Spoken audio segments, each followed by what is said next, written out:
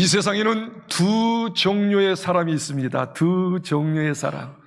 첫 번째 사람은 어떤 사람인 거 아니? 생사로 사는 사람. 죽기 위해서 사는 사람입니다. 열심히 살기는 하는데 죽기 위해서 사는 사람. 그게 생사의 사람입니다.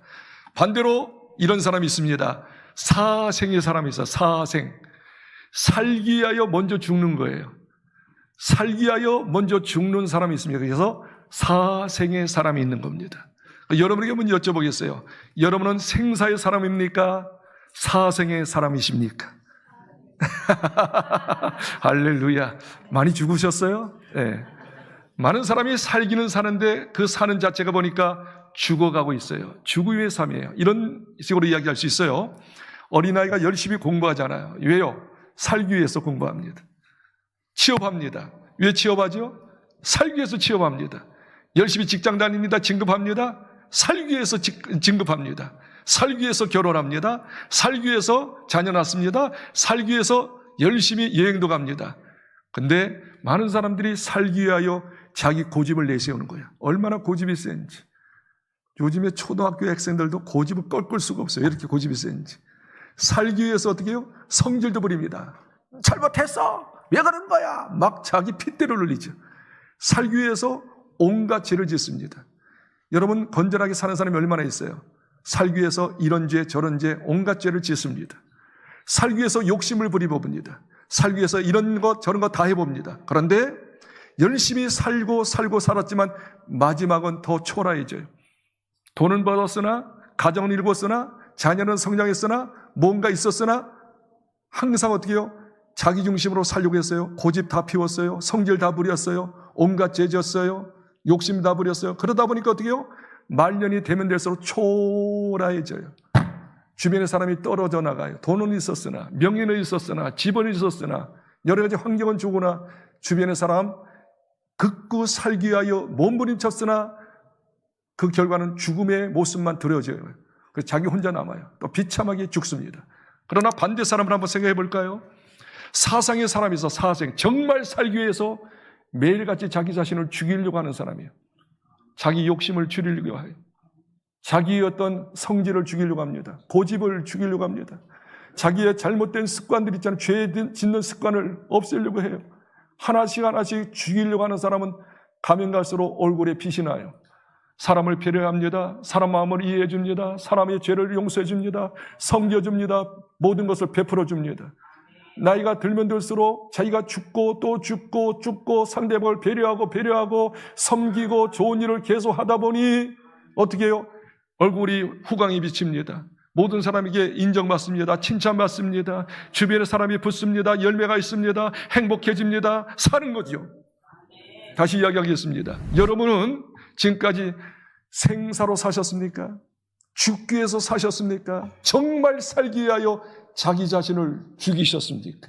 예수 믿고 구원받은 사람들은 정말 살기 위하여 예수님처럼 부활하기 위해서 예수님처럼 영광 얻기 위해서 매일같이 내 자신 죽이는 작업을 해야 될 줄 믿습니다. 그게 별세 신앙, 죽이는 신앙이라고 이야기할 수가 있습니다. 자, 인간은 어차피 지금 하루하루 산다는 것이 죽어가는 것입니다. 자, 30년을 살았어요? 30년 죽었습니다. 40년 살았습니다. 40년 죽었습니다. 50년 삽니다. 50년 죽었습니다. 70세까지 사셨습니까? 70세 죽었습니다. 그런데 이 죽음을 어차피 받아들일 수밖에 없는 우리인데 두 가지 죽음을 받아들이는 사람이 있어요. 첫째는 자연적으로 자기가 늙어가니까 생태학적으로 죽음을 맞이하는 사람이 있어요. 이거 어쩔 수 없는 죽음이죠. 자연적인 죽음이에요. 나이가 들면 들수록 생태학적으로 늙고 초라해지는 겁니다. 모든 사람이 그렇게 받아들이죠. 자연적인 죽음. 그러나 두 번째 죽음을 받아들이는 사람이 있어요. 생태적인 것이 아니라 자연적인 게 아니라 자기 스스로 진짜 미래가 살기 위하여, 미래가 잘 되기 위하여, 미래가 영광스럽기 위해서, 미래가 행복하기 위해서 스스로 죽이는 사람이 있습니다. 자기 고집을 죽입니다. 자기 성질을 죽입니다. 자기의 습관적인 죄를 죽입니다. 자기 욕심을 죽입니다. 다른 사람을 더 배려합니다. 다른 사람 필요를 채워주려고 합니다. 자기를 죽여야지만 채워줄 수 있고 용서할 수 있고 베풀 수 있고 섬길 수 있기 때문인 것입니다. 성경에서는 뚜렷하게 그 말씀을 하셨습니다. 누가복음 9장 23절 24절에 보니까 이렇게 이야기합니다. 예수님께서 수많은 무리들에게 이렇게 이야기합니다. 나를 따라오려거든, 내 제자가 되려거든 자기를 부인하라. 자기를 부인하다가 자기를 죽여라. 자아를 죽여라. 그리고 자기 십자가는 죽어버리면 늘 십자가 지한다. 죽어야 한다. 그래야지만 진정한 나의 제자가 될 수 있고 내가 너희들을 쓸 수 있느니라. 그러면서 말씀하신 누가복음 9장 24절에 이렇게 이야기합니다. 살고자 하는 자는, 잘 들으십시오. 예수님께서 무리들에게 이야기하는 것, 살고자 하는 자는 죽을 것이요 자기를 죽이는 자는 반드시 살 것이니라. 우리 예수님께서 이렇게 또 이야기합니다. 요한복음 12장 24절에 한 알의 밀알이 있어요. 밀알 알지요? 밀알. 한 알의 밀알이 그대로 살아있으면 아무 열매 맺을 수 없다. 살고자 하는 자는 아무 열매 맺을 수 없다. 그러나 한 알의 밀알이 땅에 떨어져 죽으면 많은 열매를 맺느니라. 바로 저와 여러분이 죽고자 하면 계속 죽여야 합니다. 다시 계속 제가 강조하는 이유가 있어요.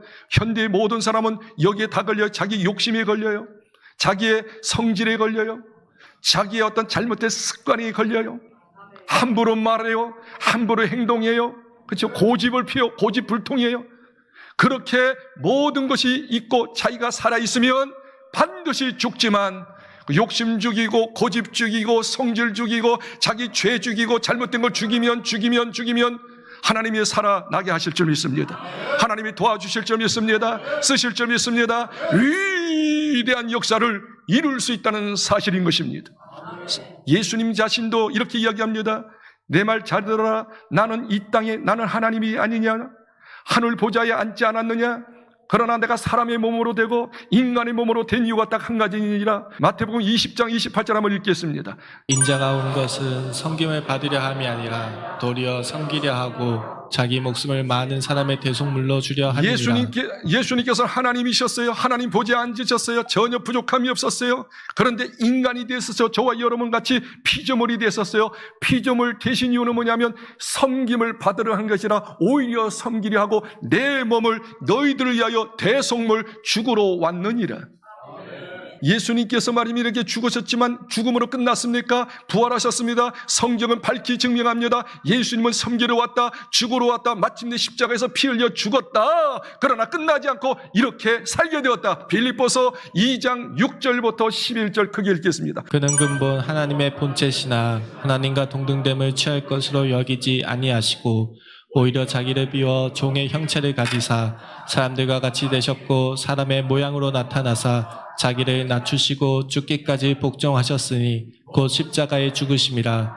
이러므로 하나님이 그를 지극히 높여 모든 이름 위에 뛰어난 이름을 주사 하늘에 있는 자들과 땅에 있는 자들과 땅 아래에 있는 자들로 모든 무릎을 예수의 이름에 꿇게 하시고 모든 입으로 예수를 그리스도라 주라 시인하여 하나님 아버지께 영광을 돌리게 하셨느니라. 예수님은 하나님의 본체 하나님과 똑같은 분입니다. 영광 받으시기에 찬양 받으시기에 존귀함 받으시기에 부족함이 없었어요. 그러나 그 영광의 자리를 박차버리고 인간의 몸으로 오셨습니다. 인간의 몸으로 오셔서 어떻게 해요? 섬김 받을지 않고 섬겨줬어요. 고아들을 찾아갔어요. 과부들을 찾아갔어요. 죄인들을 찾아갔어요. 병든 자를 찾아갔어요. 도와주고 섬겼어요. 그리고 마침내 모든 인류를 구원하기 위하여 그 죄를 끌어안고 십자가에 못 박혀 죽으신 줄 믿습니다.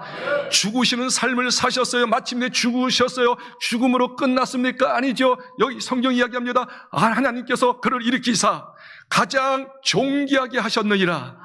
뛰어난 이름을 갖게 하셨느니라. 그리고 말씀하십니다. 땅 위에 하늘 위에 땅 위에 땅 아래에 있는 모든 피조물들이 예수님 앞에 무릎 꿇고 예수님 앞에 영광 돌리게 하셨느니라. 가장 영광스러운 모습이 되셨어요. 가장 존귀함을 받으셨어요. 가장 찬상을 받으셨어요. 가장 존귀한 분이 예수님이 되신 줄 믿으시기 바랍니다. 예수님은 철저하게 죽으셨단 말입니다. 왜 죽으셨어요? 바로 예수님이 살기 위하여, 진정으로 영광 얻기 위하여 그렇게 스스로 돌아가신 줄, 죽으신 줄 믿으시기를 주의 이름으로 축복합니다. 예수님을 제일 많이 닮았던 사람이 누구냐면 사도 바울이었어요. 여러분 사도 바울을 아셨나요? 사도 바울은 진짜 예수 믿는 사람 싫어했어요. 예수 믿는 스데반 집사람을 죽였던 장본인이에요. 예수 믿는 사람을 핍박하고 잡아가서 감옥에 쳐넣으려고 하는 사람이에요. 정말 예수님 만나기 전에는 자기만 위해서 살았던 거예요.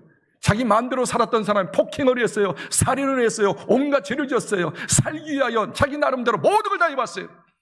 그런데 부활하신 예수님을 딱 만나는 순간 아하, 내가 정말 살기 위해서는 예수님이 이 땅에 섬김을 받았고 죽으러 오셨고 십자가에 죽으신 것처럼 그래서 영광 받으시고 부활의 예수님이 된 것처럼 내가 예수님처럼 되기 위해서 나도 예수님처럼 이 땅에서는 무조건 죽어야겠구나. 무조건 섬겨야겠구나. 날마다 나 자신을 쳐야겠구나. 그리고 난 다음에 어떻게 그때부터 사도 바울이 바뀌어졌어요. 예수님을 만나고 난 다음에 그 생각이 철학이 바뀌어졌어요. 사생으로 사생 결단으로 바뀌었어요. 내가 살기 위해서 죽어야겠구나. 갈라디아서 2장 20절에 사도 바울이 고백하는 내용입니다. 이 말씀이 사도 바울을 만들었어요. 하나님께 쓰임받았어요. 위대한 역사를 이루었어요. 그리고 천국에서 가장 큰 자가 되었다라고 성경 이야기하고 있는데 갈라디아 2장 20절이 사도 바울의 모토였습니다. 신앙의 철학이었습니다. 내가 그리스도와 함께 십자가에 못 박혔나니 그런즉 이제는 내가 사는 것이 아니요 오직 내 안에 그리스도께서 사시는 것이라.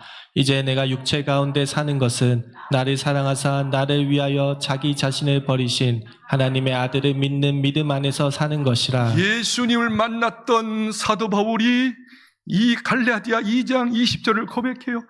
내가 예수님 만나고 난 다음에 예수님과 함께 나는 십자가에 못 박아 죽었다. 그러면서 말하기는 나는 이제부터 내가, 이게 기가 막힌 말이에요. 내가 산 것이 아니요 내 안에 오직 예수님만 살아있다. 이게 무슨 말일까요? 나는 죽고 내 안에 예수님이 계신다는 것은 나는 예수님 뜻대로, 예수님이 원하시는 대로, 예수님께서 기뻐하시는 대로 나는 그 뜻대로 살 것이니라. 나는 내일마다 죽는다. 고린도전서 15장 31절에 이렇게 이야기합니다. 내가 단언하노니 나는 날마다 순간순간마다 항상 죽노라. 나는 날마다 죽노라. 사도 바울이 고백해요. 자기가 죽는 이유가 있어요. 내가 죽어야지만 예수님 살고, 내가 살면 예수님 죽고 영광 가리니까 나는 날마다 죽음으로 내 안에 계신 예수님이 내 대신 살기를 원한다. 하나님의 영광을 드러내기를 원한다. 그렇게 이야기하고 있습니다. 한번 성경 한번 찾아볼까요? 우리가 항상 예수의 죽음을 몸에 짊어짐은 예수의 생명이 또한 우리 몸에 나타나게 하려 함이라. 11절 우리 살아있는 자가 항상 예수를 위하여 죽음에 넘겨짐은 예수의 생명이 또한 우리 죽을 육체에 나타나게 하려 함이라. 성경을 똑바로 알면 아주 경악을 울려요. 마음에 아주 충동을 받아요. 결단이 돼요. 다시 한번 볼까요? 고린도후서 4장 10절 11절 우리가 예수 믿는 사람을 말합니다. 항상 매부리되이 순간순간마다 예수의 죽음을 몸에 짊어지면 사도 바울이 이야기합니다. 아니 믿음의 선조들이 이야기합니다. 우리는 항상 예수님이 죽은 것처럼 나도 죽는다. 결단하는 것 사생결단이에요. 나는 날마다 죽어야지. 남편에게 죽어야지. 아내에게 죽어야지. 자녀에게 죽어야지. 모든 삶 속에서 죽어야지. 내 고집 죽여야지. 성질 죽여야지. 죄 죽여야지. 욕심 죽여야지. 결단했다는 거예요. 항상 죽음에 넘기면, 또 보세요. 죽음을 몸에 짊어지면 예수의 생명이 또한 우리의 몸에 나타나게 함이라. 내가 죽으면 예수가 살아, 나 대신 살아주신다. 난 예수님이 드러난다. 예수님이 일하신다. 예수님이 기적을 주신다. 11절 보니까 이렇게 이야기합니다. 우리 살아있는 자는 예수 믿고 구원받은 하나님의 자녀를 말해요. 구원받은 하나님의 자가 항상 예수를 위하여 죽음에 넘겨지면 항상 죽음을 나 죽었소. 나는 날마다 죽소. 나는 죽소. 죽은 자는 말이 없소. 시키는 대로 하오. 내 고집도 죽고 내 성질도 죽고 내 모든 죄도 죽고 욕심도 죽고 내 생각도 죽고 교만함도 죽고 의로 죽고 다 죽는다. 죽어야지만이 그다음 말이 하면 예수를 위하여 죽음에 덤겨지면 예수의 생명이 또한 우리 죽을 육체에 나타나게 하려 함이라. 내가 죽으면 예수 삽니다. 내가 살면 예수 죽습니다. 예수 모습 전혀 드러낼 수 없습니다. 예수님의 섬김의 모습, 사랑의 모습, 희생의 모습, 모든 베품의 모습이 드러내지 않고 욕심만 드러납니다. 성질만 드러납니다. 화만 드러납니다. 못된 죄만 드러납니다. 내가 죽어야지 예수님이 일하시고 예수님 모습 드러내서 주변의 사람이 살아나고 행복해질 수가 있다는 사실입니다. 여러분 얼마나 죽으셨습니까? 많은 사람들이 살기는 사는데 죽기 위해서 살아. 생사야. 성경은 반대로 이야기합니다. 살려고 하면, 영광 얻으려고 하면, 인정받으려고 하면, 많은 열매 맺으려고 하면, 행복하기를 원하면 사생결단하라. 먼저 죽어라. 먼저 죽어라. 죽되 완전히 죽어라. 정말 시체가 말입니다. 껌틀껌틀거린다고 생각해요. 뻘떡 일어난다고 생각해요. 옆에는 더 기겁초겁해. 완전히 죽어버려야 없어야지. 주변의 사람들이 안심하고 더 좋아하지. 살았는데 또 껌틀껌틀이고 시체가 말입니다. 죽었다고 하는데 또 큰 소리하고 큰 이상한 짓 하면 주변의 사람이 헷갈려 그냥. 더 어려워져. 사생결단하시기를 주의 이름으로 축복합니다. 완전히 죽으십시다. 마지막 말씀드리고 제가 마치기를 원합니다. 사도행전 20장의 배경은 이런 배경입니다. 사도 바울이 성령 인도를 따라 예베소 지역, 그 당시에 최고 대도시가 예베소 지역이었어요. 수많은 석학들이 있었고 부자들이 있었고 똑똑한 사람들이 많이 있는 그곳에 가서 이제 복음을 증거합니다. 3년 이상을 한 사람 한 사람 전도하고 하나님의 말씀으로 매일같이 가르쳤습니다. 두란노 소원이라고 그 믿음의 사람들 가운데 또 특별한 사람들을 모아가지고 훈련시키고 훈련시켜서 2년 동안 훈련시키니까 장로들이 세워졌어요. 교회 일꾼들이 세워졌어요.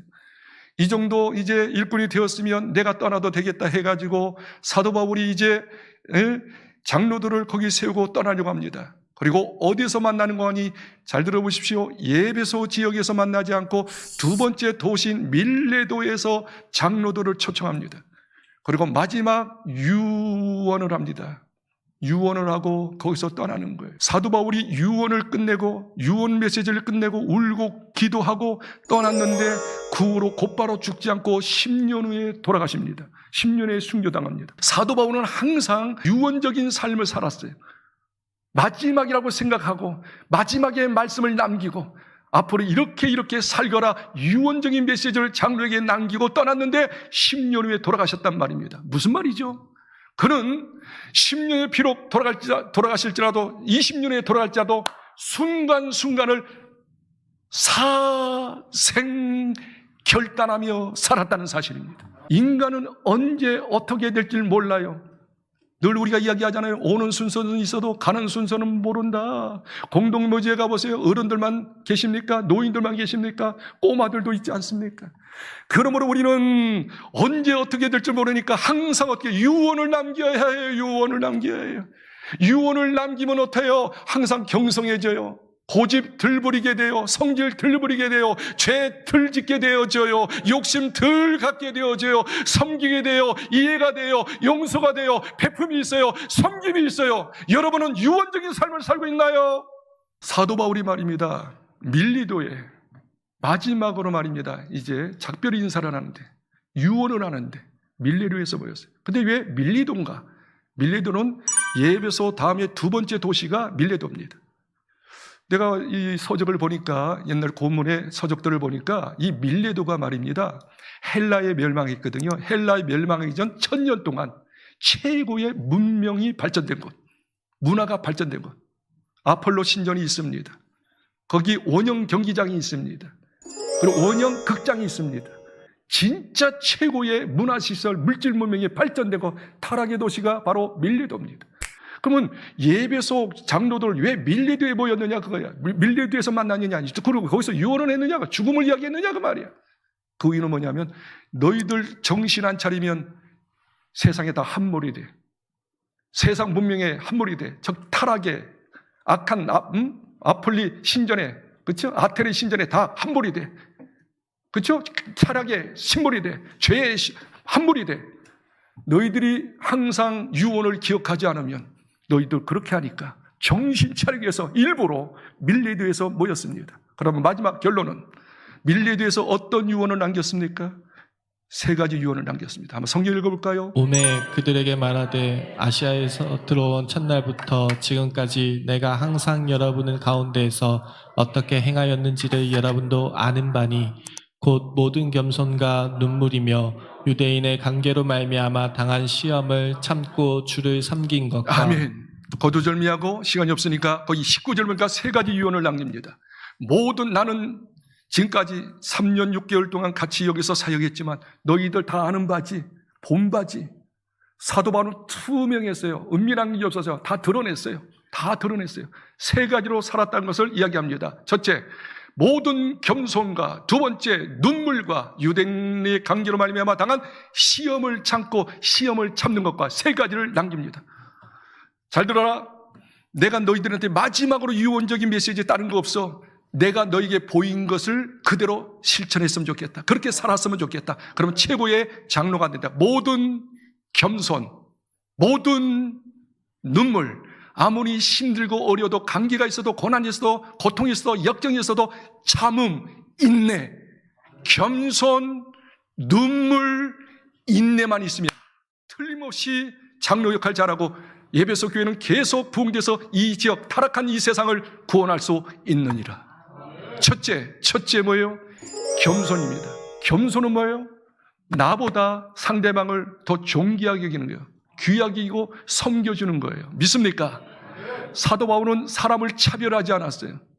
아무리 무식하도 가난해도 별 볼 일 없어도 하나님의 자녀로 인정했어요. 하나님의 사랑하는 자로, 영혼이 있는 자로. 할렐루야. 겸손은 뭐냐면 다른 사람을 높여주는 거예요. 정말 그 사람을 존중히 여겨주는. 두 번째, 눈물입니다. 눈물을 다른 말로 하면 공감이라고 이야기할 수 있어요. 한번 따라합시다. 눈물은 공감입니다. 그들의 아픔이 나의 아픔, 그들의 병은 나의 병, 그들의 가난함은 나의 가난함. 그래서 눈물 흘리는 거야. 공감하면 눈물 흘려. 힘들겠구나. 그냥 안아주면서 우는 거예요. 공감의 능력, 눈물. 마지막 세 번째는 뭐예요? 그래도 고난이 와, 시험이 와, 어려움이 와. 그때마다 인내하고 또 인내했습니다. 거기서 포기하지 않아. 야, 너 같은, 내가 그렇게 했으면 너 변화돼야 하잖아. 내가 이만큼 했으면 이렇게 돼야 하잖아. 변화가 없어도 인내한 거예요. 인내하고. 그래서 사람을 세워서 장로들이 세워진 줄 믿습니다. 너희들도 다른 것 이야기하고 싶지 않다. 내가 너에게 보인 세 가지 본을 내가 유언으로 남기겠다. 첫째, 겸손. 사람을 깔보지 마라. 귀하게 여겨라. 하나님의 형상이야. 그들의 아픔을 공감해줘라. 같이 울어줘라. 힘들지. 그래도 이 사람들이 변화 안 돼. 또 욕해. 뒤통수 때릴. 같이 욕하지 마. 인내해. 그럼 하나님이 역사해서 그 사람을 변화시킬 거야. 그겁니다. 그게 바로 자기 자신을 죽이는 거예요. 우리가 정말 자기 자신 죽이기 어려워요. 다른 사람을 높일 때 자기는 죽이는 거예요. 같이 공감할 때 자기 자신이 죽어지는 거예요. 그리고 어렵고 힘들게 같이 싸우지 말고 인내로 견딜 때 자기를 죽이는 거예요. 자기를 죽인다는 건 다른 거 아니에요. 겸손하는 거예요. 눈물 흘려주는 거예요. 그리고 인내하는 거예요. 그럴 때 사람이 변화됩니다. 여러분 사생결단해야 합니다. 살기 위해서 죽어야 합니다. 또 죽고 죽을 때 열매가 맺어지는 거예요. 사생결단하는 우리 공동체 되기를 예수 이름으로 축원합니다.